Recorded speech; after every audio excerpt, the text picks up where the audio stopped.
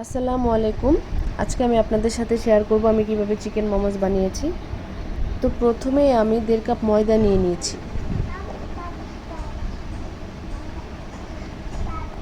1.5 cup ময়দায় আমি সামান্য লবণ এবং পানি ব্যবহার করেছি।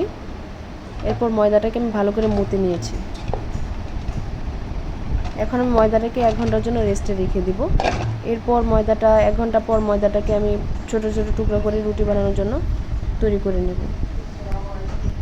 এখানে আমি দেখেন 250 গ্রামের মতো বোনলেস চিকেন নিয়ে নিয়েছি এবং তাতে পেঁয়াজ কুচি, মরিচ কুচি, আদা বাটা, রসুন বাটা, জিরে বাটা এবং সামান্য লবণ নিয়ে নিয়েছি। আমি আজকে চিকেনটাকে হাতে ছুরি দিয়ে ছোট ছোট করে টুকরো করে কেটে নিয়েছি। আপনারা চাইলে সে ব্লেন্ড করে নিতে পারবেন বা কিমা করে নিতে পারবেন। আমি আজকে কিমা করিনি। তো সেখানে আমি 1 চা চামচ আদা বাটা, রসুন বাটা দিয়ে দিয়েছি, স্বাদ মতো লবণ দিয়ে দিয়েছি। লবণটা একটু কমই হবে কারণ সয়া সসে লবণ থাকে।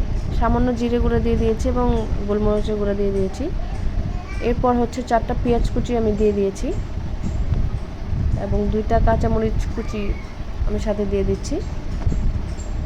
এখন দিয়ে দিব 1/2 চা চামচ সয়া সস। আপনারা চাইলে এই কিমাটাতে লবণ না দিলেও হবে।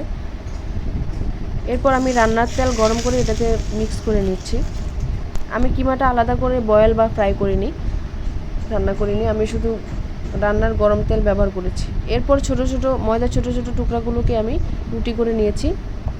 এরপরে একটা বক্সের গোল মুখ দিয়ে আমি রুটিগুলোকে কেটে নিয়েছি। এর মধ্যে চিকেন দিয়ে এখন আমি মোমোস বানাবো। আপনারা রুটিটা যখন করবেন তখন আমরা সাধারণত যেভাবে রুটি খাই সেই রুটির মতো করেই করবেন, বেশি পাতলা করবেন না। বেশি পাতলা করলে কি হয়, নিচে দিয়ে ফেটে যায় বা নিচে দিয়ে ভেঙে যায় বয়েল হওয়ার সময়। তাই হচ্ছে রুটির মতো করেই করবেন। আর রুটির মতো করে এত ভারী করলেও কিন্তু মোমোসটা বয়েল হবে না বা ভালো লাগবে না। রুটির মতো করে আপনারা কেটে নেবেন, আপনাদের সুবিধা মতো কেটে এভাবে ফুল করে নেবেন। আমি শুধু একটা ডিজাইনই দেখিয়েছি, এছাড়া আপনারা আপনাদের ইচ্ছা মতো ডিজাইন করতে পারবেন। আপনারা এই মাঝখানে মুখটা বন্ধও করে দিতে পারবেন, সাথেও রাখতে পারবেন। যেহেতু আমার বাসায় মানুষ কম ছিল তাই আমি আলাদা করে মোমোস মেকার ব্যবহার করিনি, আমি শুধু রাইস কুকারই ব্যবহার করেছি। দেখেন রেডি হয়ে গেছে মোমোস।